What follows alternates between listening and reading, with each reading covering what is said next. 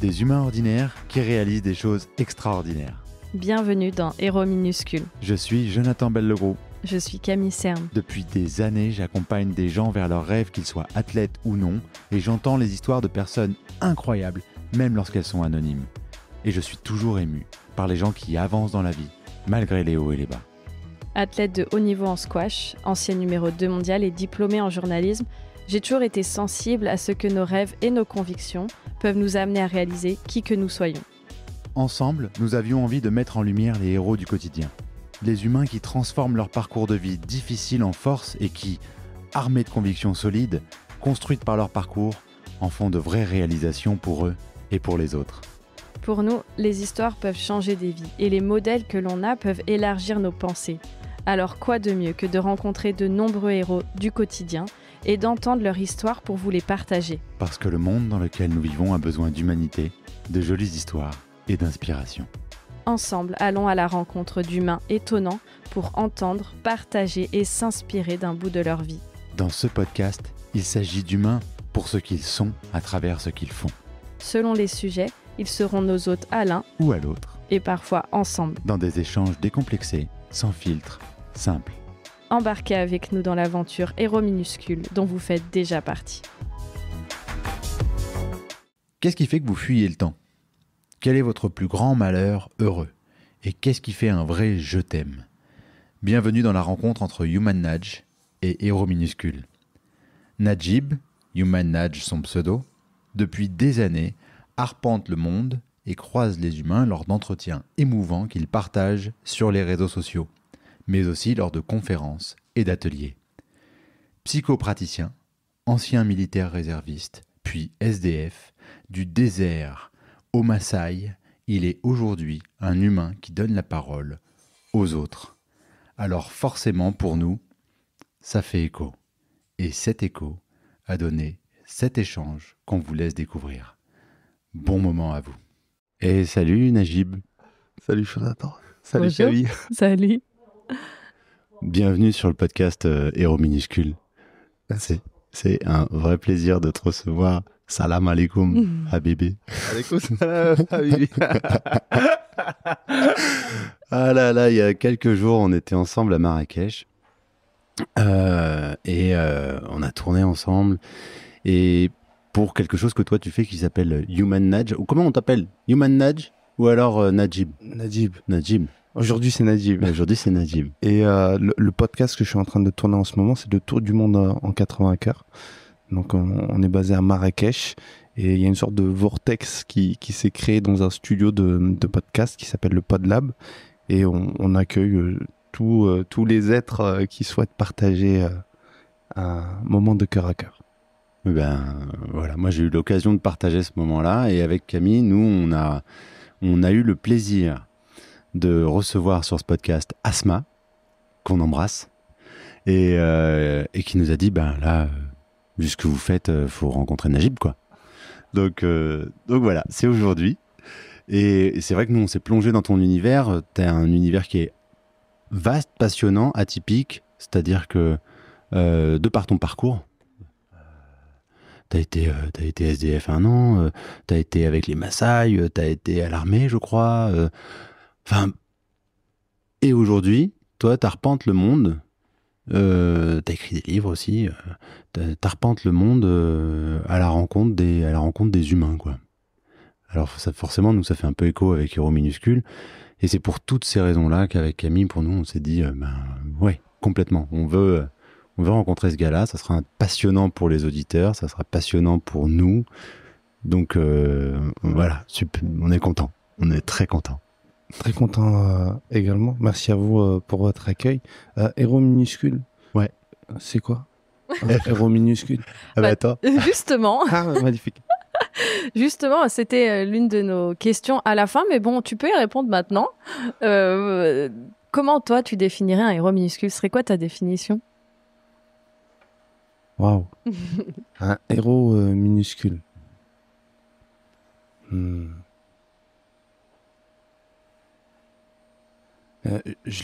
Là, intuitivement, je pense au muletier qui était à nos côtés quand on a fait le Mont Toubkal, mais parce que tu reviens aussi, Jonathan, du Mont Toubkal dernièrement. Je pense aux muletiers, je pense aux nomades dans le désert, je pense aux guerriers Maasai que j'ai pu rencontrer, je pense à Awa que j'ai rencontré à Djibouti qui faisait de la lessive. C'est une femme en situation de handicap qui avait pour bonheur quotidien de faire de la lessive pour tous ses camarades en situation de handicap également. Et pour moi, c'est ça. Après, je sais pas si je les appellerais minuscules parce que ils ont eu un immense impact chacun dans ma perception de la vie. Mais ouais, c'est ce qui se rapproche le plus de ça, un héros minuscule. Ce serait quelqu'un qui vient faire un acte de bravoure, de courage, qui incarne quelque chose de surprenant, d'inspirant, alors qu'on s'attend pas forcément à le trouver là. C'est très joli. Ouais, on adore. Alors, parce que, évidemment, ce qu'on fait, nous, c'est qu'on ne le définit pas. Ah. Parce que là, la question piège. Là, t'attendais peut-être notre définition, mais ça sera pas pour aujourd'hui, Najib. Vous m'avez eu. Première question, vous m'avez trahi. Tu sais pourquoi? Parce qu'en fait, ce qui est drôle, c'est que les auditeurs, au fur et à mesure des épisodes, construisent eux-mêmes aussi leur propre définition en disant mais tiens, c'est marrant, ils sont allés voir cette personne-là, puis cette personne-là, ça n'a rien à voir. Puis en fait, quand on écoute, si, il y a une définition qui se construit.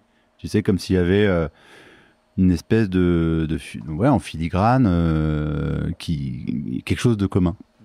Et justement, ça fait partie des questions que moi j'avais pour toi aussi, parce que tu as rencontré plein d'humains. Mais avant d'aller un petit peu plus loin, puisque on va revenir sur ton parcours, sur ce que tu apprends au quotidien, sur ce que tu transmets, sur ce qui t'anime aussi. Mais avant de commencer, quelle chanson pourrait le plus représenter ton humeur du jour? Wow, c'est marrant. Cette question, hier, je l'ai pensée. Et je me suis dit, vous allez même me faire chanter au karaoké et tout ça. Je vous jure. T'es pas obligé, c'est toi qui vois. Oui, mais tu peux aussi. Non, justement, j'ai essayé hier et je me suis rendu compte que j'arrive pas à la chanter. La chanson, l'humeur du jour, je choisirais Love and Hate de Michael Kiwanuka. Je sais pas si vous connaissez. Alors non. Non. Du coup, il va falloir que tu chantes. Non, c'est une super belle chanson. C'est une chanson que j'ai découverte juste avant de devenir sans domicile fixe. C'était vraiment un moment où j'étais dans une période assez complexe de ma vie et elle m'a accompagné sur l'année de sans domicile fixe. Et il s'avère que la seule personne que j'ai rencontrée qui connaissait cette chanson et qui l'avait pour chanson préférée, c'était un homme extraordinaire qu'on a rencontré avec mon épouse à Djibouti et qui est décédé depuis, paix à son âme.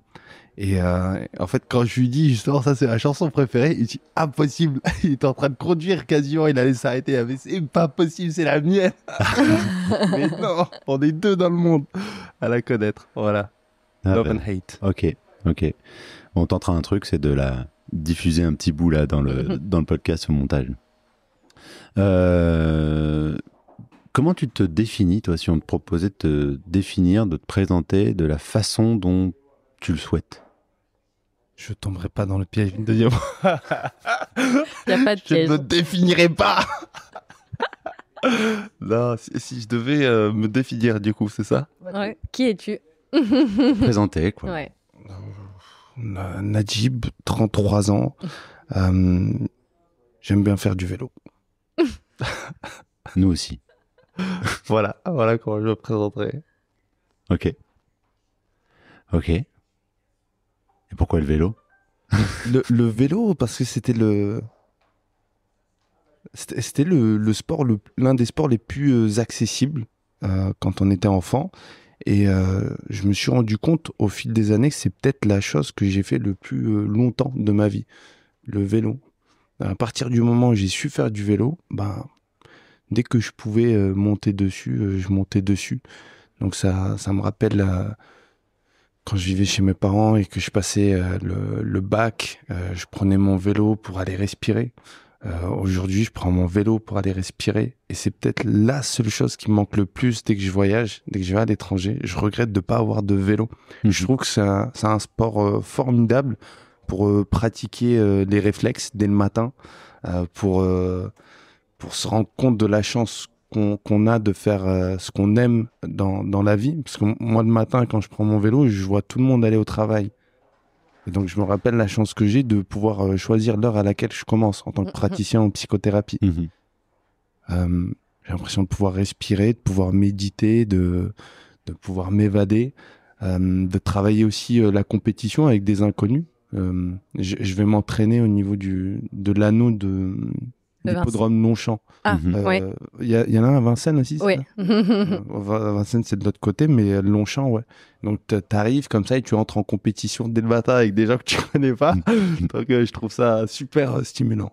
C'est marrant, j'ai envie direct de le présenter à Steven. Bah ouais. On a l'épisode avec Steven Le Lyrique.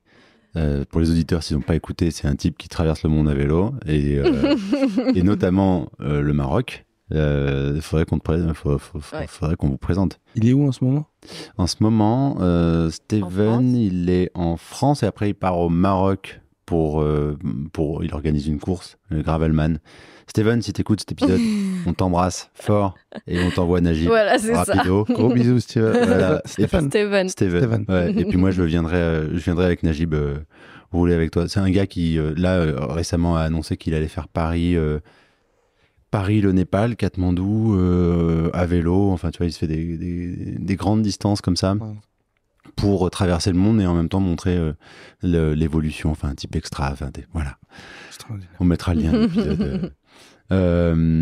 Maintenant, tu vois, tu parlais de la période du bac. Tu l'as passé où ton bac, toi? À Toulouse. Je viens de Toulouse. À Toulouse, il est passé où l'accent, Najib? Il n'y a plus. Alors, je ne l'ai jamais eu. À part sur des mots. Pardon. Par exemple, je dis le rond-point Charles de Gaulle. Ah ouais, de Gaulle. Et je dis jaune. Ouais. Ah oui. Au lieu de dire jaune. Vous dites jaune comment? Jaune. Ouais. Ah ouais? Vous aussi? Jaune. Non. Parisien. Jaune. Jaune. Ah ouais? Pas Jeanne. Moi, je dis jaune. Ouais. Je dis moins. Ah, moins. Je demande pardon. Non. T'as pas d'excuser. C'est plein de petits mots comme ça, mais justement, j'ai réfléchi sur ça parce que régulièrement, quand je venais en Île-de-France pour les premières fois, on me disait « Ah, t'as pas l'accent ». Et j'ai jamais réfléchi à la question de l'accent. Ouais. M'en penchant sur la question, je pense que mes parents, ils ont appris le français en regardant la télévision française. Et donc à la télévision française, c'est Question pour un champion, c'est Motus, c'est Déchiffrer des lettres. Donc c'est des gens de chez vous, de France, qui parlent sans accent. Donc à chaque fois que j'allumais ma télé, c'était des gens qui n'avaient pas d'accent. Et dans le sud, c'est vraiment les gens qui sont loin de Toulouse qui ont l'accent du sud, quoi. Ouais. Sinon... ouais. Puis en plus de ça, tu sais, la plupart du temps, quand tu dis « Ouais, mais t'as pas l'accent », mais en fait, c'est quelqu'un qui a un accent qui est en train de parler aussi. Ouais, aussi. Et c'est juste, t'as pas mon accent à moi, mais on a toujours l'accent de quelqu'un, quoi. Exactement. Dans ton parcours, après le bac, justement, puisque grand écart, enfin, j'imagine, t'avais pas comme projet de faire ce que tu fais aujourd'hui? Non, je pense que ce que je fais aujourd'hui, c'est pas un projet, c'est un accident à la base. Et ouais. Personne de sensé d'esprit pourrait se dire c'est ça le projet. Tu vois. J'aime bien ça. C'est très beau. C'est un accident, mais c'est un bel accident. Ah, magnifique. Franchement, extraordinaire. C'est le plus bel accident. C'est un accident que je souhaiterais à tout un chacun dans sa vie. Raconte-nous un petit peu plus en détail comment est né Human Nudge. Human Nudge, il est né pendant les vacances d'été en Algérie. Okay. Je gardais des moutons. J'étais berger chaque été. Et je me suis retrouvé... Alors, j'essaie de vous faire vraiment la version courte de cette histoire. Mais... on a le temps. Ouais. On a le temps, mais en même temps, on peut faire la version courte, mais il y a quand même quelques étapes qu'on essaie de comprendre et qui sont vachement importantes pour les auditeurs aussi, tu vois, de capter, quoi. N'hésitez pas à vous reprendre si vous pensez qu'il y a un moment important. En tout cas, je gardais les moutons. J'étais berger chaque été. Et une année, il s'avère que je me retrouve à prendre une caméra avec moi et à filmer tout ce qu'il y a à filmer. Et l'une des personnes que j'ai filmées, c'était un cousin à moi éloigné qui décède. Il décède 2-3 ans après ce premier été de tournage quasiment constant. À l'époque, on filmait, mais pas pour YouTube. On filmait parce que ça nous faisait plaisir de filmer, d'enregistrer ces moments de vie. Et donc, ce cousin décède, je rentre chez moi, je travaille sur le montage vidéo pendant près d'une année complète. Et quand je reviens en Algérie et que je montre ces images à ma famille, et que je vois l'émotion sur leur visage, je me dis, je me souviendrai toujours, ma tante, elle a eu une expression, elle a regardé comme ça à la télévision, elle a dit, mais c'est incroyable, il n'y a que la mort qui ne savent pas arrêter aujourd'hui, tu vois.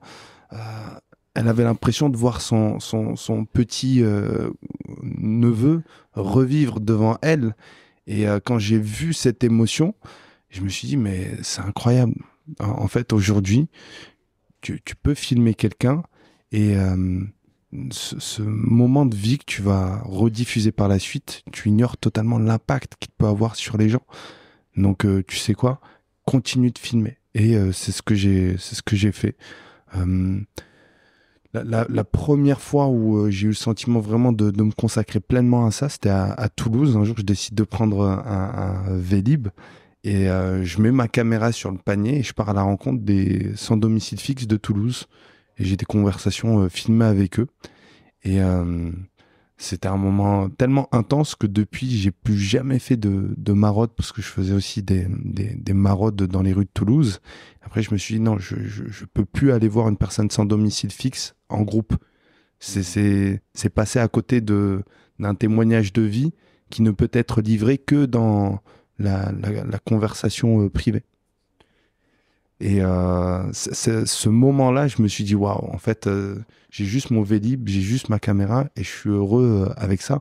Donc, j'ai pas vraiment besoin de plus. Ça fait partie aussi de ces épisodes qui ont fait que Human Nudge a commencé à apparaître. Mais il est né vraiment en Malaisie, sur le bord d'une autoroute. C'est là que le nom t'est venu. Alors, je sais pas si c'était... Non, c'était après. C'était après. Je suis rentré à Toulouse à ce moment-là. En tout cas, c'est à ce moment-là que Najib est mort.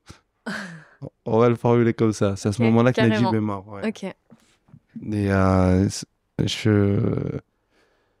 j'étais en train de marcher le long de cette autoroute. J'avais besoin d'aller à la rencontre des Malaisiens. Je me suis dit, le meilleur moyen de pouvoir les rencontrer, c'est de marcher de l'aéroport à la capitale. Voilà, on va y aller. J'avais 3 jours à passer là-bas, en Malaisie. Donc je me suis dit, j'ai pas envie d'aller prendre un train, d'arriver dans la capitale, de regarder les monuments et de me dire, c'est bon, j'ai visité la Malaisie. Je voulais vraiment rencontrer les Malaisiens. Donc, j'ai marché beaucoup. Ouais, c'est loin. C'était loin. Et en fait, toutes les personnes que je rencontrais me disaient, mais pourquoi tu fais ça? Viens, attends, je t'amène à la gare. Et il y a un policier que j'ai rencontré qui m'a pris en voiture. Il m'a ramené à la gare. J'ai rencontré un motard. Il m'a ramené à la gare des taxis. À chaque fois, les gens voulaient me ramener à la gare et je leur expliquais. Et minuit passé, je rentre dans un temple hindou qui était au bord de l'autoroute. Et j'arrive, je fais genre que je suis un touriste. J'étais gêné de cette situation. Je savais que j'avais plus le choix que de demander de l'aide. Et j'ai beaucoup de mal à demander de l'aide. Donc je rentre dans ce temple et je commence à poser des questions aux personnes qui sont présentes. Et je dis, ouais, c'est quoi ici? Il y a possibilité de visiter. Ils savent que c'est pas mon intention première que de leur demander c'est quoi cet endroit. Et je me souviens, ce jeune homme, il y avait 2 jeunes hommes, et l'un d'entre eux, il me dit d'où est-ce que tu viens? Mais pas d'où est-ce que tu viens, ton pays d'origine. Il me demande d'où est-ce que tu viens. Et je dis, je viens de l'aéroport. Et là, quand il me regarde, c'était à minuit passé, la première fois que la personne en face ne me prenait pas pour un fou. C'était la première fois que la personne, elle semblait comprendre que c'était un cheminement personnel que j'avais besoin d'entreprendre. Et donc, il s'appelle Logish. Je suis né le 1er octobre. Chaque 1er octobre depuis 2017, c'est la première personne au monde à me souhaiter mon joyeux anniversaire. Parce qu'en Malaisie, le soleil se lève avant la France. Donc, et ouais, c'est encore un des épisodes qui a fait que Human est né. Et Najib est mort. Alors, moi, je voudrais revenir juste là-dessus parce que ce besoin d'aller rencontrer les Malaisiens et qui aujourd'hui continue puisque tu vas rencontrer d'autres cultures, d'autres personnes, d'où il te vient? Ce besoin de rencontrer les gens? Ouais, en fait, le besoin de rencontrer les gens. De les écouter, de les entendre. Alors, moi, l'explication que je donne, je pense que ça vient d'un amour. Tu vois, d'un amour pour les gens, d'un amour pour les humains. J'ai vécu 2 mois et demi en Indonésie. Chaque jour, il se passait quelque chose d'inattendu. Chaque jour, il se passait quelque chose d'incroyable. Et je me suis rendu compte que quand on était vraiment dans l'accueil, je sais pas, vous avez déjà été en Asie du Sud-Est? Camille, oui. Malaisie, un petit peu, ouais. Ouais. Mais bon, pas dans les mêmes conditions que toi. Donc, D'accord. T'as pas marché Non. C'était en mode tourisme ou Non, c'était en mode sport de haut niveau. D'accord. Mais t'as pu quand même visiter les Malaisiens ou Bah non, pas tant que ça. Moi, le côté humain, je l'ai pas trop vu. Bah, les Indonésiens, en fait, c'est comme des gens qui sont tout le temps joyeux. À un point où ça vient désinhiber plein de choses, encore plus quand on est français. Parce que les Français, on est un peu bloqués sur certains aspects. Bah, eux, ils sont en mode totalement ouvert d'esprit. J'avais rencontré un psychanalyste qui... il m'avait expliqué pourquoi les Marocains et les Français étaient comme ils étaient. Et j'en ai fait la conclusion sur les Indonésiens que sur le plan transgénérationnel, l'Indonésie, c'est le plus grand archipel au monde. Près de 17 000 îles. Donc, vu que c'est plein de petites îles, ils sont pas autosuffisants. Ils doivent nécessairement s'ouvrir aux étrangers pour pouvoir subvenir à leurs besoins.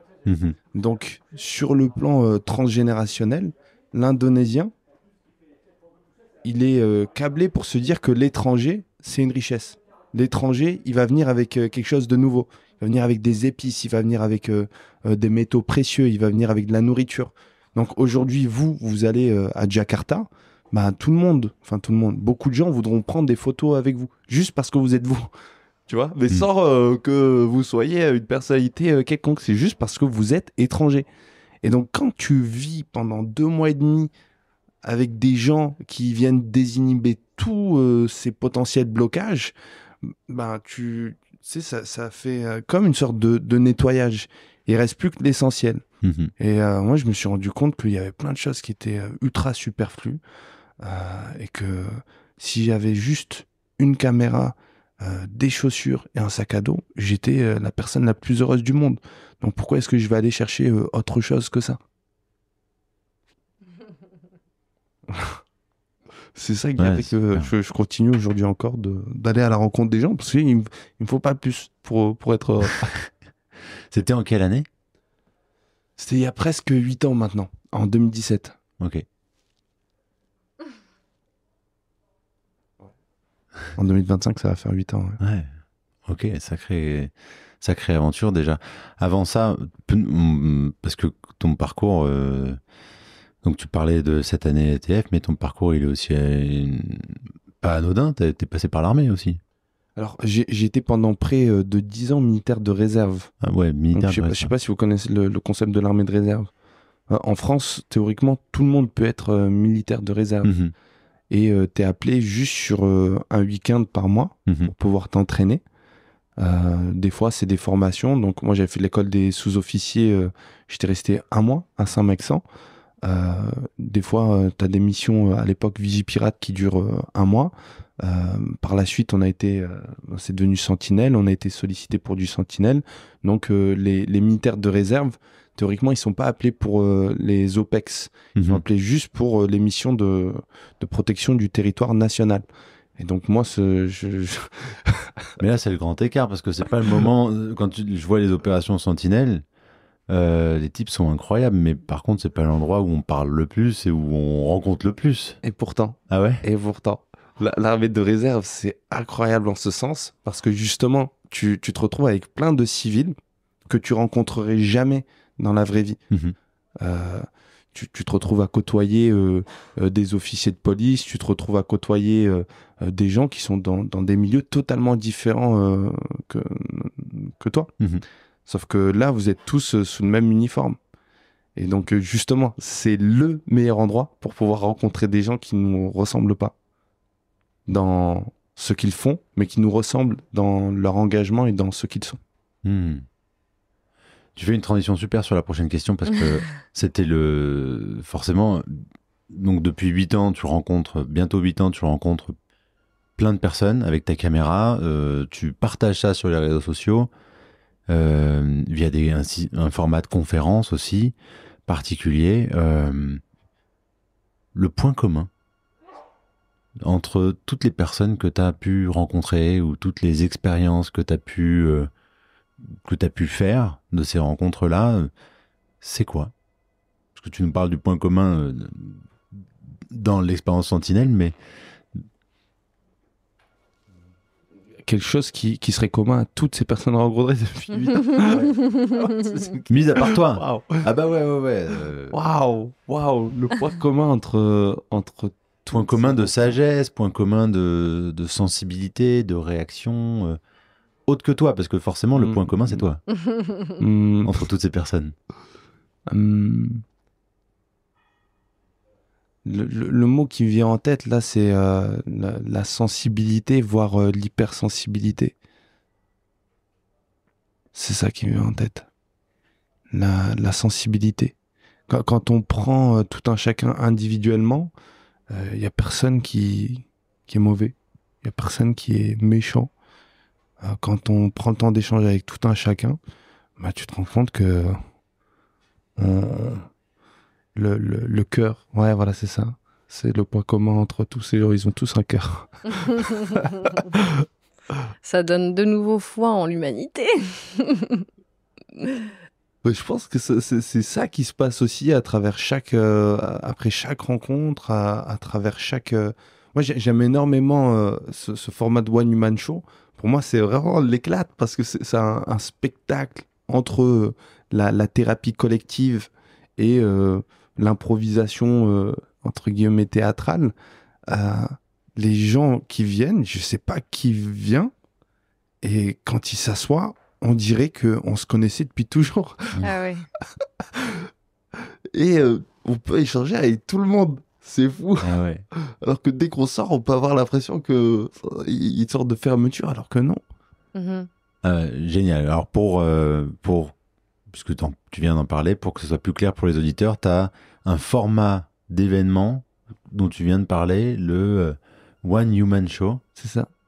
Et où tu invites les gens à venir te rejoindre sur scène. On parle de scène? Ouais, on peut appeler ça scène, oui, Okay. bien sûr. Et sur des entretiens comme ceux qu'on peut voir sur tes réseaux sociaux, il y a 6 minutes d'échange où toi, tu poses des questions. Tu sais pas quelle question tu vas poser à la personne. Tu connais pas sa vie, tu connais pas son intention. Peut-être que toi, tu as une intention au départ, ou les gens ont une intention lorsqu'ils viennent te rejoindre, ou comment ça se passe? Moi, l'intention, c'est de m'ouvrir à tous les scénarios possibles. En se basant sur quoi? Sur les synchronicités. Là, je l'explique parce que les personnes qui écoutent ne voient pas. Mais tu vois, il y a cette revue. OK? Il a un magazine dans la main. Il y a un magazine dans la main. Donc là, qu'est-ce que chacun d'entre vous voyez? Je vous laisse y réfléchir peut-être 10 secondes Okay. et après le partager. Qu'est-ce que chacun d'entre vous voyez? Ok, sur ce magazine, moi, ce que je vois, c'est une montre. Ouais, quand même en premier plan. Mhm. Avec une voiture de course derrière. Un beau ciel. Ouais, Ouais. Genre coucher de soleil, quoi. Qu'est-ce que vous voyez encore? Je vois l'heure. 10h09 10h09. sur la montre. Ok. Quand vous voyez ça, chacun, qu'est-ce que ça vous évoque? Le temps qui passe. Ok. Le temps qui passe. J'ai une montre qui ressemble un petit peu à ça. Sans doute beaucoup moins cher et plutôt en mode générique de cette montre-là. Mm. Mais le coucher de soleil, le lever de soleil ou le coucher de soleil m'évoque la nature, m'évoque la beauté. J'avoue, je vois pas trop le lien avec la voiture, moi, mais... Mhm. Bon, en fait, soit ça se transforme en exercice de psychanalyse, parce que du coup, de métier, je suis praticien en psychothérapie, mais lors de ces One Human Show, ce que je fais, c'est pas développer encore plus cette projection intuitive. Ce que je vais faire, c'est par exemple, voilà, quand est-ce que tu vas arrêter de courir après le temps? Et je vous pose la question. Quand est-ce que vous allez arrêter de courir après le temps? C'est un exemple de question qui pourrait être posée. Ok. Et on part de là. Et généralement, ça matche toujours. Ah bah ouais. Ah bah ouais. Honnêtement, moi j'ai une phrase du 5e élément qui me vient. Grand film rempli de sagesse, avec qui dit « Le temps n'a pas d'importance, seule la vie compte ». Le temps n'a pas d'importance, seule la vie compte. Pour cette phrase, merci Luc Besson d'avoir fait ce film-là. Et effectivement, c'est assez génial. Alors, bon, évidemment, on mettra dans le descriptif tous tes réseaux parce que ça vaut la peine de voir en fait la profondeur des échanges. Et effectivement, tu disais, on dirait que les personnes, je les connais depuis toujours, mais il y a une espèce de... Des gens te parlent sans filtre, on dirait.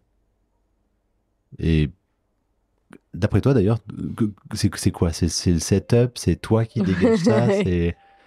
C'est quelque chose que tu fais? Tu le veux, ce moment-là? Tu le veux? Tu le désires? Waouh, je le veux, je le désire. Alors,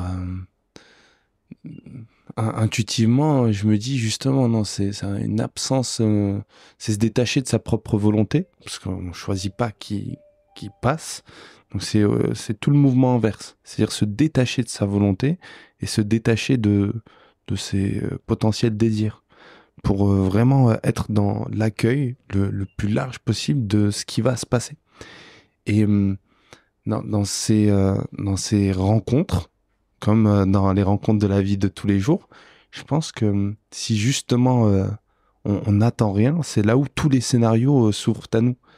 Et j'essaie vraiment de me mettre un maximum dans cette posture-là, la posture de je n'attends rien. Et viens comme tu es. Mmh. Comme tu es, t'es juste parfait. Comme tu es, non seulement t'es juste parfait, mais en plus, tu es aimé. Mmh. Et si tu comprends pas que tu es aimé, ben là, aujourd'hui, il y a des gens qui sont là pour juste écouter parler, qui ne sont pas là pour le juger. Ils vont accueillir tout ce que tu as à partager. Et il y a une caméra et un micro. Let's go. Sois aimé. Tu trouves que c'est quelque chose qui manque là chez les gens, que tu peux voir, que tu peux recevoir? L'amour? Ouais, le fait d'être aimé et accepté comme ils sont. Ouais, je pense que c'est le plus grand manque de tout un chacun. Hein. On est des drogués d'amour. On est des drogués d'amour. On est en manque d'amour. Et la dernière fois, je discutais avec mon épouse et je me disais, mais la personne qui n'en a pas conscience, elle est dangereuse. Pourquoi? Parce que c'est comme quelqu'un qui serait ivre, qui n'a pas conscience qu'il est en état d'ivresse, et il se dit, t'inquiète, monte dans la voiture, c'est moi qui te raccompagne. Ben, non, c'est important d'avoir conscience que il y a ce manque, parce que c'est ce manque qui nous fait faire parfois certaines comment on pourrait appeler ça? Certains écarts, c'est ce manque qui va produire des écarts de conduite, de comportement, d'émotion. C'est marrant, ouais, parce que ça me fait penser à souvent quand on... Justement, c'est un manque, en fait, ou la colère, ou souvent on se cache derrière de la peur, en fait. Derrière une émotion un peu comme celle-ci, souvent, en fait, c'est qu'on a besoin d'aide. Ça ressort comme de la colère, et ben, en fait, derrière, c'est de la peur. Et le manque d'amour, ça peut aussi peut-être engendrer justement de la colère, de la violence. Alors qu'en fait, c'est quelqu'un qui va mal, au final. Moi, je dis ça en plus parce que si je veux pas de filtre, dernièrement, j'ai rencontré justement un professionnel des psychothérapies qui a totalement vrillé parce que justement, il y avait ce manque d'amour. Ses patients lui apportaient cet amour-là et il a totalement vrillé. Et je pense que quand tu regardes tout, tu regardes les métiers dans lesquels il y a des caméras, les métiers dans lesquels il y a de l'écoute, de l'attention, ça vient remplir ça. Et si on n'a pas conscience que ça vient remplir ça, bah on est potentiellement dangereux parce qu'on ne se rend pas compte quelle partie de nous ça nourrit. Bah, c'est comme si on venait te donner à manger tout le temps et tu manges. Et t'es persuadé de faire du bien à ton corps, à ton cœur, à ton âme, alors qu'en fait, d'où l'importance de revenir à l'humain. L'intention, ce que t'as écrit sur le livre. Ouais. L'intention. L'intention. Pourquoi l'intention de départ. Pourquoi est-ce qu'on fait ça? Le type est incroyable, c'est-à-dire qu'en fait, lorsque j'étais à Marrakech, j'explique à Camille puis aux auditeurs en même temps, c'est que j'avais un carnet que Camille m'a offert, qui est juste là-bas, et je l'avais sous la main tout le temps pendant l'entretien que je faisais avec lui. Et puis à un moment, il me dit mais qu'est-ce que c'est que ce carnet là, ce que t'as sous la main et que tu tapotes tout du long? Et puis je lui explique, je suis un gars à carnet quoi, j'écris. Et là voilà, je suis arrivé à la fin de mon carnet d'avant. J'ai des carnets depuis 30 ans. Et bien voilà, là c'est le premier jour de ce nouveau carnet. Il me dit est-ce que tu es capable d'écrire la première chose qui te vient, et on écrit la première page ensemble là en live quoi. Donc c'est ce que j'ai fait. Super. C'est ce que j'ai fait. Donc et il s'en souvient. Bien sûr. Puisqu'en plus ce que tu avais écrit, en lien avec l'intention, c'est à chaque fois l'idée, c'est de pouvoir revenir à ça, se rappeler pourquoi. Et dans les entretiens que tu fais, je voyais Camille qui allait poser une question, non? Ah, vas-y, je t'en prie. Dans les entretiens que tu fais, est-ce qu'il y en a un qui t'a le plus ému, partagé, que t'as... Marqué, particulièrement. Là, le premier qui me vient en tête, c'est vraiment celui de Hawa, rencontré à Djibouti. Ce qui est fou, c'est que c'est pas forcément l'entretien qui a le plus impacté de gens sur les réseaux sociaux. Mais moi, cette femme-là, elle a été extraordinaire. Parce que, en fait, il y a eu 2 phases dans cet entretien.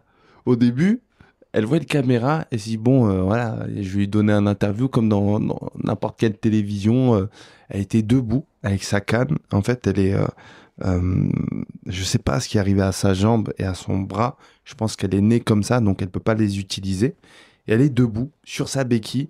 Et elle commence à me débiter un discours très protocolaire. Donc oui, nous vivons ici, il y a 10 personnes, batadi, batata, batata. Ok. Même là, j'ai ressenti aucune émotion. Je me suis dit, wow, c'est bizarre. Je sens que je suis pas... peut-être ma présence là, elle est pas désirée, quoi. Donc, j'éteins la caméra et elle me dit... elle commence à se diriger vers quelque part dans la cour, là. Et elle me dit, tu veux que je te montre comment je fais la lessive? Et comme je suis dans l'accueil, je lui dis, bah oui, tu vois. À ce moment-là, je sais pas, j'attends rien. Donc, ouais, je veux bien. Je la suis, elle s'assoit, et là, elle devient une autre personne. Elle devient une autre personne. Elle est là, T'as vu quand tu regardes quelqu'un dans une posture et tu dis waouh, là cette personne elle est à sa place. En fait j'ai vraiment eu ce sentiment là. Elle est là derrière sa bassine en train de faire la lessive et il y a quelque chose qui se dégage d'elle. Quand je dis ça, c'est presque pour moi de l'ordre des maîtres Shaolin. Elle avait une vraie présence, mais derrière la bassine de linge sale. Et elle est là en train de laver, et elle est en train de m'expliquer avec un grand sourire que ici, là, en faisant la lessive, c'est là où elle se sent le plus utile pour tout le monde autour. Et elle commence à me dire, quand je suis là, je chante des chansons pour mon mari. Il dit, tu veux que je te chante une chanson comme ça? Je dis, bah ouais. Elle commence à chanter. Et ça a été l'un des moments les plus touchants, bouleversants. Encore plus par rapport à l'après. Parce que la vidéo à Djibouti, elle a commencé à tourner. Et elle a reçu des appels de sa famille qui lui disaient, tante Awa, tata Awa, comment ça va et tout ça. Il dit, moi, vous m'avez pas calculé depuis des années. Là, quand je deviens une star, vous me calculez. Ouais, c'était extraordinaire. Donc, ouais, c'est peut-être la rencontre que j'ai trouvée la plus touchante, la plus bouleversante aujourd'hui. Ouais, génial. Il faudra qu'on regarde cette vidéo. Du coup, tu l'as en vidéo? Finalement, tu as repris ta vidéo après quand... Parce que tu dis t'as coupé et c'est après qu'elle est venue. Je vous enverrai le lien sur WhatsApp. Ah, génial. Ouais. T'en as fait combien des entretiens? J'ai arrêté de compter à 500. À 500? Ouais. Ok. Nous, on a lu, en préparant un peu, que bah, toi, t'étais parti pour la rencontre de 8 milliards d'êtres humains. Ouais. Donc, on s'est demandé à combien t'en étais, voilà, à combien d'humains, tu vois. Voilà, j'ai compris que peut-être que la rencontre elle se poursuivait, mais d'une autre manière, pas forcément avec la caméra. Donc tu rencontres quelqu'un qui rencontre quelqu'un qui rencontre quelqu'un qui va peut-être impacter à partir d'un mot qui a été formulé par Jonathan à Marrakech quand il est revenu du Mont Toubkal. Moi, j'ai une question. Est-ce que, par rapport au début, quand tu as commencé à faire ça, tu avais des croyances qui, au fur et à mesure, ont changé? Est-ce que tes rencontres en fait, avec les humains ont peut-être changé ta vision du monde ou tes croyances? Intuitivement, ce que je me dis, c'est... en fait, j'ai appris énormément sur ma propre religion, donc l'islam, aux côtés des bouddhistes. Et ça, je pensais pas. J'aurais jamais pensé un jour que c'était possible d'en savoir plus sur l'islam aux côtés des bouddhistes. Donc ça, c'est un exemple de croyance qui était waouh, extrêmement bouleversant. Et là, il va falloir quand même développer un peu parce que... Là, tu vois le réel Instagram qui va sortir et qui fait « Moi, j'ai appris sur ma religion, l'islam, à côté des bouddhistes. » Bam. Explique. Comment expliquer ça? On avait parlé ou pas du tout? Je me souviens plus. Alors moi, je crois savoir ce que tu vas évoquer. D'accord. L'âme? Non, c'est pas ça. Ah, tu vois? Alors c'est parti, je vais apprendre. J'adore. Non, en fait, c'était le moment où j'ai vraiment réalisé que toutes les foi se rejoignaient. C'est un jour, j'étais parti dans le désert avec un maître zen pendant une semaine. La statue. Ok, Alors, il y a un truc que je t'ai pas dit concernant cette statue. Je pense de toute façon, pour les auditeurs, il faut que tu recommences. Je pense qu'il y a plein de trucs que tu n'as pas dit d'Égypte. Donc, en fait, je suis en train de voir un maître zen déposer une statue de Bouddha sur un socle. Et je lui pose la question, je lui dis, il représente quoi pour vous?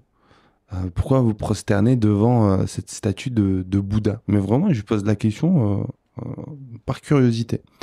Et il me dit, c'est pas devant la statue de Bouddha que je me prosterne, c'est devant une essence. C'est devant moi-même. Et j'ai dit, ok. Dans quel sens? Il me dit, cette statue de Bouddha, elle représente une essence. Cette essence, c'est la même qu'on peut retrouver dans un arbre. C'est la même qu'on peut retrouver dans le ciel. C'est la même qu'on peut retrouver en Camille, en Jonathan, en Najib. Et je m'incline, je me prosterne devant ça, devant ce qui nous rassemble tous. Et moi, comment ça m'a percuté de plein fouet, il y a ce principe en islam selon lequel le moment où on est le plus proche de Dieu, c'est dans la prière quand on est prosterné en position presque fétale. Mhm. Donc, le moment où les bouddhistes se prosternent, c'est le moment où ils sont inclinés devant leur essence. Et le moment où les musulmans se prosternent, c'est le moment là où ils sont le plus proches du divin. Donc, ça a fait comme ça. Ça a connecté deux câbles à l'intérieur de moi. Et je me suis dit, waouh. Ça me fait penser à cette phrase, je crois, de Rumi. Le dernier endroit où l'humain serait susceptible de chercher le divin, c'est en lui-même. Mm. Et là, ça prenait tout son sens. Mhm. Ok, donc ça a pas mal bougé. Ouais. Ok. J'ai appris avec eux l'importance du silence, de la respiration,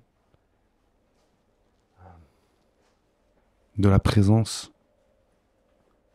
Par rapport au silence, je voudrais juste que tu me racontes un tout petit peu une anecdote qui est pas banale, mais que tu m'as raconté. T'es quand même allé passer le ramadan tout seul dans le désert, avec 20 kilos de dattes, et tout seul. Donc, comment expliquer ça? Oui, parce que dit comme ça, tu dis, mais qu'est-ce que c'est que ça? Ouais, je ressentais depuis un moment Alors forcément, moi je suis praticien en psychothérapie. Oui, ça, tu l'as dit plusieurs fois, et effectivement, on va y revenir. C'est-à-dire qu'à un moment, tu t'es formé pour accompagner les gens, et on peut prendre rendez-vous d'ailleurs avec toi. Sauf quand tu es dans le désert en plein ramadan, quoi. Exactement, ou dans d'autres séjours. Je le répète souvent parce que même répéter, les gens ont du mal à... Enfin, je suis même pas sûr qu'on soit clair dans ce cheminement qu'on est en train de prendre au cours de ce podcast. Donc, je nous ramène à ça régulièrement pour que les gens saisissent quand même le contexte. Bien sûr. Quand tu es dans les psychothérapies, tu commences tes journées avec des gens qui vont te partager les choses les plus complexes de leur existence. Parfois, ça commence violemment des journées. Ça peut parler d'inceste, ça peut parler de viol, ça peut parler d'agression, ça va parler de couple, ça va parler de problèmes. Donc, quand ton quotidien, c'est d'avoir au bout du fil le plus complexe de l'humanité, forcément, tu as besoin de te retrouver seul avec toi-même. Et donc, je ressentais le besoin depuis un moment d'aller m'isoler. Je me suis dit, bon, quitte à aller s'isoler, viens, on fait bien les choses. On va vraiment s'isoler. On va s'isoler. Donc, j'organise ponctuellement des retraites silencieuses pendant une semaine, mais quand t'encadres ou animes, c'est pas la même chose que quand tu le vis. Alors, je me suis dit, j'aimerais bien le vivre. Donc, tu sais quoi? Il y a le désert, il y a le ramadan, il y a mon ami. Donc, on va combiner les trois. Et je vais lui demander à mon ami si je peux passer le ramadan dans le désert. Et c'est ce qui m'a permis de faire. Donc, on a pris un 4x4, on a roulé pendant 3 heures dans le désert. Ils m'ont déposé dans un endroit, ils ont installé la tente, là, pam, pam, pam, coup de marteau. J'ai détaché ma sacoche avec mes papiers et mon téléphone. Je lui ai dit, prends tout. Prends mes papiers, prends mon identité. Prends-moi. Je veux plus être moi. Donc, je lui dis, quoi qu'il arrive dans le monde, ne viens pas me chercher. Ne viens pas me chercher, quoi qu'il se passe. Et c'est ce qu'il a fait. C'est ce qu'il a fait. Il est venu à la fin du ramadan. Et heureusement que j'avais pas mon téléphone parce que, comme je te l'avais dit, Jonathan, je crois, si j'avais eu mon téléphone au bout de 3 jours, je l'aurais appelé, j'aurais dit, viens me chercher. Tu savais qu'il y avait, entre guillemets, ce risque. Si tu avais la possibilité, tu l'aurais fait, quoi. De l'appeler. Ouais. L'idée, c'était de se laisser aucune issue de secours. Et c'était extraordinaire. Ah ouais? En Ouais. bien? Enfin, raconte-nous un peu, c'est une expérience que tu as vécue comment? En fait, chaque jour dure une éternité. Oh, c'est clair. chaque jour dure une éternité. Je suis là, l'enfer. Bah, en fait, ouais, c'est... Moi, je dis le bonheur. Ouais, c'est Ah. ça. Bah, en fait, chaque jour dure une éternité. Je dirais que ça se rapproche plus de l'enfer que du paradis. Mais à la fin de la journée, le moment où tu mets une date dans ta bouche et que tu bois de l'eau, t'as l'impression que la journée, elle est passée comme ça, en un clin d'œil. Et le paradoxe, c'est que chaque journée, elle était tellement longue que toute ta vie, tu avais le temps de refaire toute ta vie. Ah ouais, là, t'as le temps de méditer et de... Ah ouais, c'est incroyable. Tu te retrouves à penser à des gens de ta famille, à des amis, à des proches. Tu sais pas pourquoi aujourd'hui, là, maintenant, tu penses à eux. Et le paradoxe, c'est que chaque jour durait une éternité, mais chaque semaine, elle passait en une fraction de seconde. Ah ouais. Genre quand on était vendredi, parce que j'avais un petit carnet, et comme un prisonnier, je faisais des coches quand chaque jour passait. Et en fait, je me dis, waouh, on est déjà vendredi. Incroyable. Après, je me dis, waouh, il reste 3 semaines. Incroyable. Et après, voilà, il y a eu 10 jours de tempête assez intense tout au long de ce séjour-là. Mais tellement intense que mon cœur sentait que c'était pas normal. Ah ouais. Voilà, ça fait 5-6 ans, je crois, je côtoie les déserts. J'avais jamais vu une tempête de 10 jours. Une après-midi, d'accord, mais 10 jours quasiment non-stop. J'avais jamais vu ça. Et mon cœur, il me disait qu'il y avait quelque chose de pas normal. Et mon ami, quand il est venu me chercher, il me l'a confirmé. C'était pas normal. C'était pas normal du tout, là. Il dit, cette semaine-là, j'ai pensé venir te chercher. Ah bah ouais. Et moi, j'avais 2 options. J'étais arrivé à un point, parce qu'en fait, le sable, une tempête de sable, c'est comme une tempête dans l'océan. C'est-à-dire que le sable devient aussi insaisissable, incontrôlable, aussi violent, brutal que des vagues. En fait, t'es là, tu prends du sable sur ta tente. Et moi, je voyais ma tente. Donc, je voyais l'ombre du sable monter, monter, monter, monter, monter. Comme si c'était de l'eau qui était en train de s'appuyer sur ma tente. Et je me disais, mais ma tente va lâcher à tout moment, là. Elle va craquer. Et si elle craque, c'est mort. C'est un niveau de violence tel que quand tu sors, tu peux plus ouvrir les yeux parce que le sable, il te rentre dedans. Tu peux pas respirer normalement. Moi, ce que je faisais, c'est que je fermais les yeux. Je mettais un chèche sur mon nez et ma bouche. Je fermais les yeux et je prenais je crois que ça s'appelle une bêche. Et je sortais comme ça le sable en mode comme si j'étais en train de décoper une barque qui était en train de se remplir d'eau. J'étais là, à la force des bras, avec 5 dattes dans le sang, là, en train de décoper ma tente. La scène était surréaliste. Et j'ai fait ça pendant quasiment 10 jours. Je me disais pourquoi je suis venu, et je crois, si c'était à refaire aujourd'hui, je le referais. Ah oui, quand même. Mon épouse, elle serait pas contente, mais...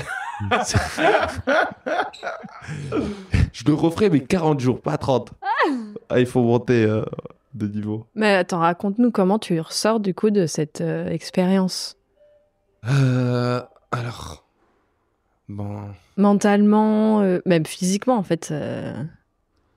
En fait, t'oublies. Moi, sur les 29 jours que j'ai passés, j'ai une sorte de blackout. Ah ouais. Ouais. Ok. En fait, ce qui est paradoxal, c'est que tu vis ta vie chaque jour. Donc, t'es pas en train de vivre ton jour, t'es en train de revivre ta vie.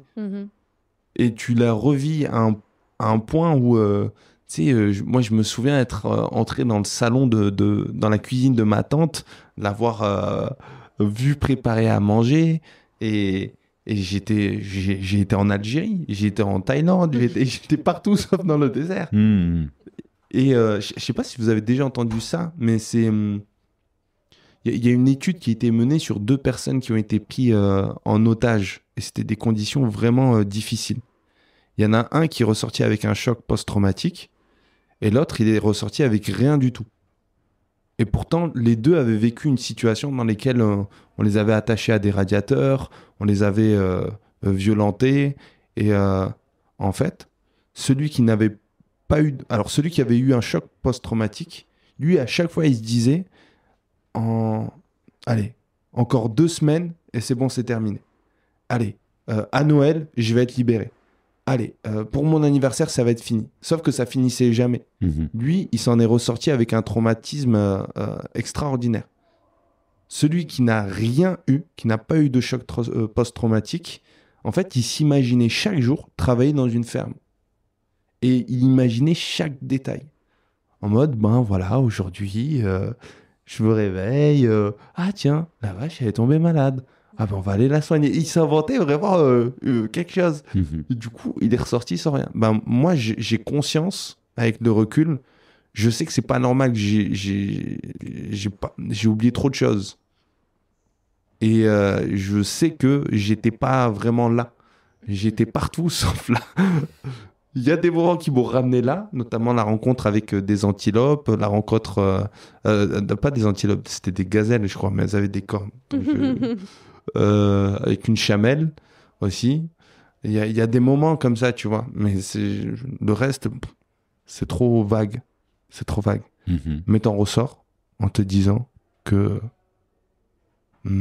en tant qu'humain, on peut encaisser beaucoup plus que tout ce qu'on pourrait penser. Est-ce que, après avoir vécu ça, comment tu vis le fait de reprendre justement la thérapie ? Est-ce que tu es de nouveau prêt à accueillir des histoires peut-être compliquées ? Oui. Ouais. Je pense que ça fait partie de ce métier. Mais ce métier implique un rééquilibrage. Donc, ouais. moi, je le pense vraiment comme je pense le vivre comme un sportif. Un sportif qui se prépare mentalement, émotionnellement, et qui va venir se challenger dans des situations plus complexes encore que ce qu'on pourrait rencontrer dans le cadre des consultations.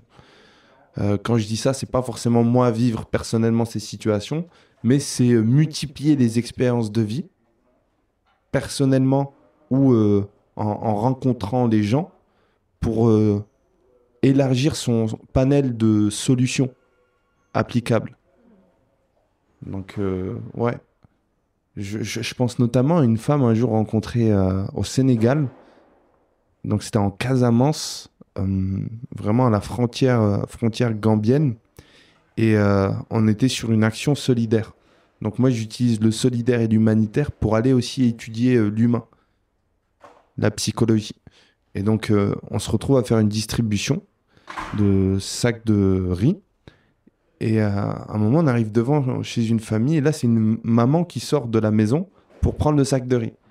Et nous, ça nous tient à cœur vraiment de s'assurer que tout arrive chez la personne. Donc, je dis, mais c'est toi qui as besoin de ce sac ? Elle dit, non, elle est à l'intérieur de la maison, la personne. Je dis, ok, on peut aller la voir ? Elle nous dit oui. Et là, on rentre, c'était la nuit, on rentre dans la cuisine.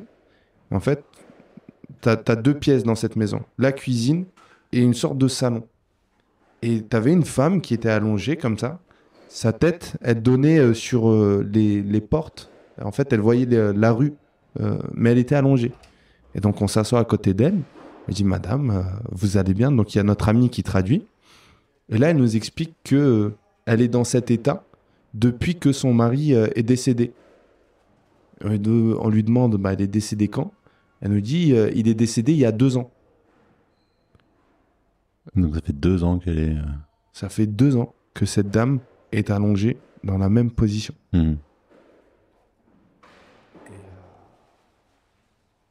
On commence à continuer de s'entretenir avec elle. Et après, on sent qu'il y a vraiment quelque chose qui va pas. Et notre ami traducteur, il craque émotionnellement. Il n'arrive plus à traduire. Donc on sort de cette pièce. Et je lui demande, Paboué, ça va ? Qu'est-ce qui se passe ? Il me dit, en fait, cette femme, elle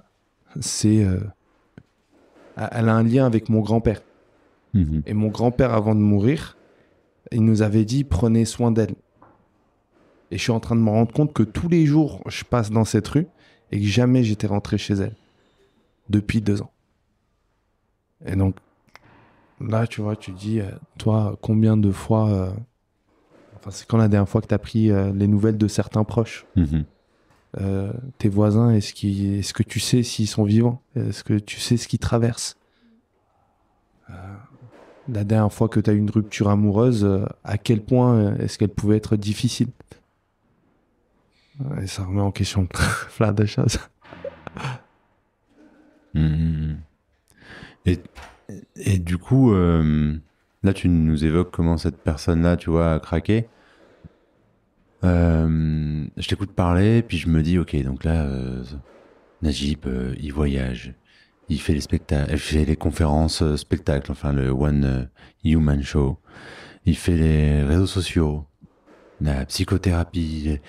Est-ce qu'il y a des fois où au milieu de tout ça, tu doutes? Au milieu de tout ça,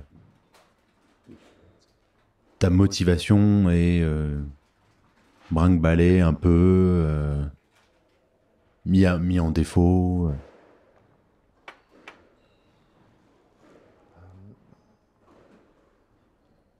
La motivation, oui, parce que des fois, il y a des baisses d'énergie, forcément. Mais le doute, non. Le doute, il va porter sur, ok, l'humain suivant, où est-ce qu'il est? En fait, il y a une approche très militaire, du coup, dans tout ça, et très sportive. Je me dis, ok, la prochaine cible, c'est qui? Mais la prochaine cible d'amour, pas à battre, tu vois. J'allais terminer ta phrase, j'ai failli. Donc c'est vraiment ça. Et c'est ce truc de se dire, ok, le jour où on arrêtera, le jour où on fera une pause, c'est quand on sera enterré, quoi. Donc toi, ce sera la deuxième fois que tu seras mort, cette fois-ci. Ouais. Enterré, non, mais mort, oui. Ouais. Où est-ce que ça va, tous ces projets? Alors, on a bien compris que c'était à la base une erreur. Une belle erreur. Un accident. Bel accident, mais... où tu vas avec tout ça?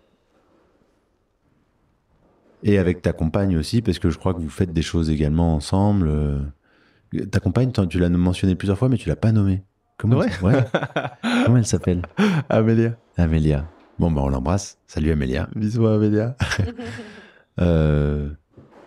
Avec Amélia ou avec Human Nudge, tu vois, tu vas où? C'est quoi la suite?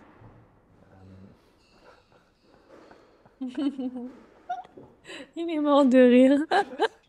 Parce que chaque fois que chaque fois que je me suis projeté sur une suite, elle s'est jamais passée comme prévu.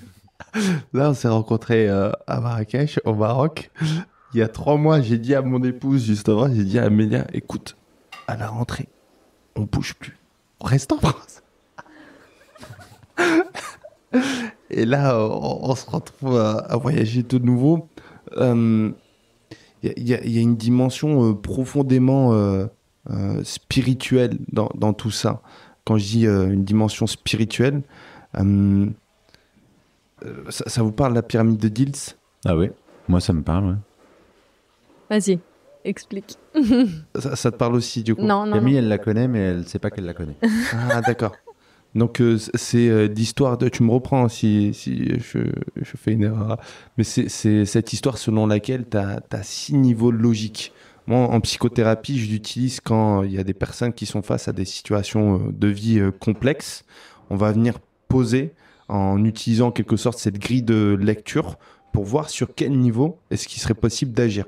Le tout premier, c'est l'environnement. Simple. Le deuxième, c'est le comportement. Troisième, connaissance, savoir, ressources. Quatrième, les croyances. Cinquième, l'identité, qui es-tu? Et le sixième, c'est la spiritualité. Mais spiritualité dans l'aspect, quel sens tu donnes à ce que tu traverses. Moi, le sens que je donne à ce que je traverse, c'est une série d'accidents. C'est une série de... je sais pas si le mot qui me vient en tête, mais je suis même pas sûr que ce soit le bon, c'est épiphénomène, mais je sais pas pourquoi. Il y a eu des tremblements de terre, des séismes, des vagues, des tsunamis, mais sur le plan du coup relationnel, sur le plan émotionnel. Et donc moi je m'adapte. Je m'adapte. Je suis dans une perspective d'être comme Bruce Lee disait, il faut être comme l'eau. Donc j'essaie au maximum d'être comme l'eau. Donc je peux placer des intentions. Et j'ai remarqué que l'intention la plus stable, la plus ancrée et la plus susceptible d'être respectée, c'est d'aller à la rencontre des gens. Et les gens, il y en a partout sur Terre. Donc moi, du moment qu'il y a des gens à rencontrer, let's go.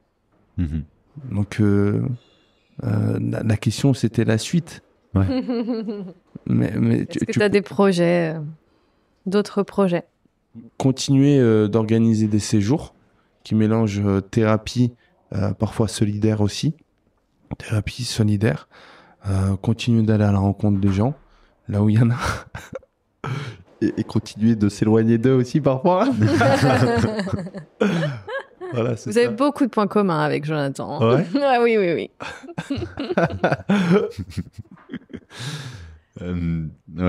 Je serais curieux de savoir là, de suite qu'est-ce qui te fait dire ça.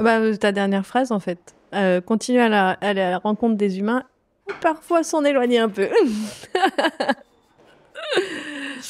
Mais j'ai passé un mois dans la jungle isolé il y a 2 ans. Wow. Alors c'était la jungle en Équateur. D'accord. Magnifique. Beaucoup plus de pluie que dans ton désert. Tu vois, les tempêtes ont rien à voir. Et en autonomie, en solitaire. Ouais, mais tu te sens tout petit, ouais. Wow. Ouais. Incroyable. Il y a 2 ans. Ouais. Mais c'est magnifique. Ouais. Je te dis. Ouais. Et le désert, c'est la prochaine étape. Ah, c'est magnifique. On a les contacts. On va. Et du coup, moi, je demanderais à Amélia comment, en tant que compagne, on gère ça. Ah ouais. Mais parce que du coup, toi, t'étais pas là au moment Non. où... D'accord. Non, solitaire. Mais je veux dire, vous connaissiez à ce moment-là? Oui, quand D'accord. même.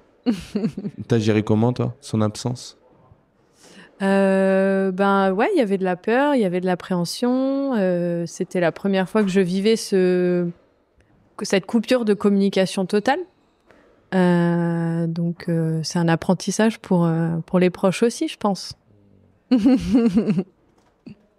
Après, il y a une famille aussi. Enfin, je veux dire, il y a des enfants aussi. Tu vois. Donc,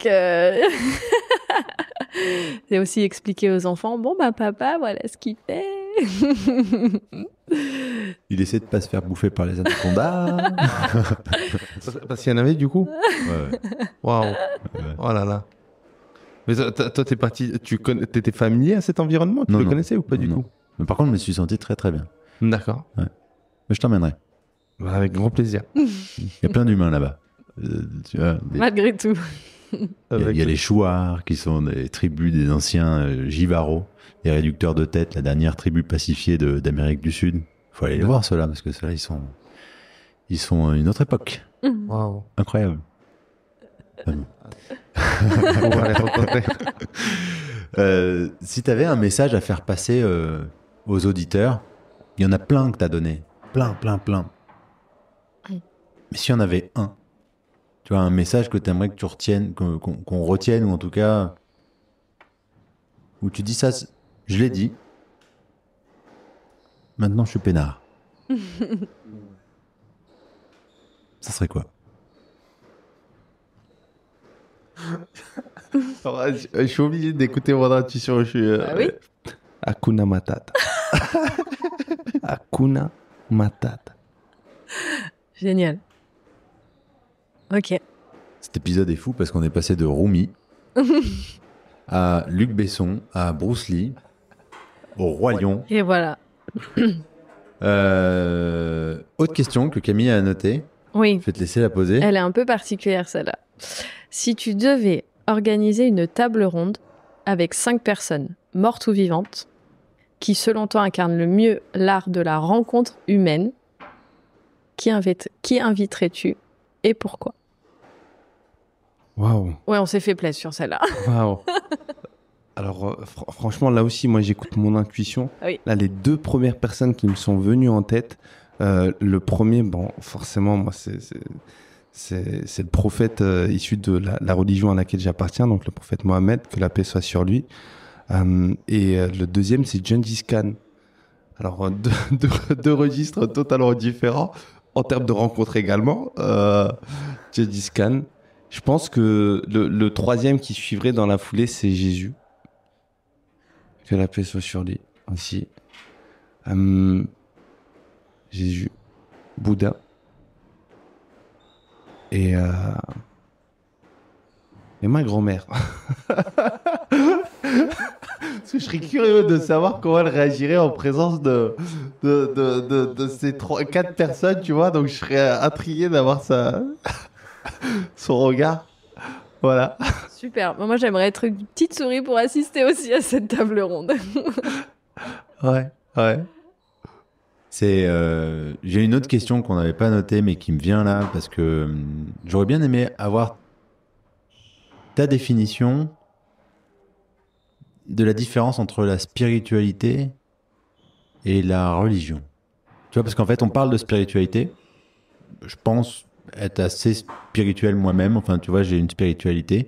Et en même temps, des fois, il y a un amalgame entre les deux, ou en tout cas, on parle de l'un, on parle de l'autre. Toi, est-ce